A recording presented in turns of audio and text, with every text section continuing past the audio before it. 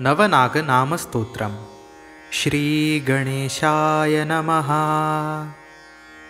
अनन्तं वासुकिं शेषं पद्मनाभं च कम्बलं शङ्खपालं धृतराष्ट्रं च ततक्षं कालियं तथा।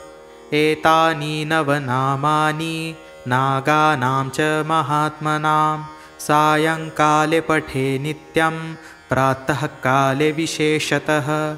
तस्य विषभयं नास्ति सर्वत्र विजयी भवेत् इति श्रीनवनागनामस्तोत्रं सम्पूर्णम्।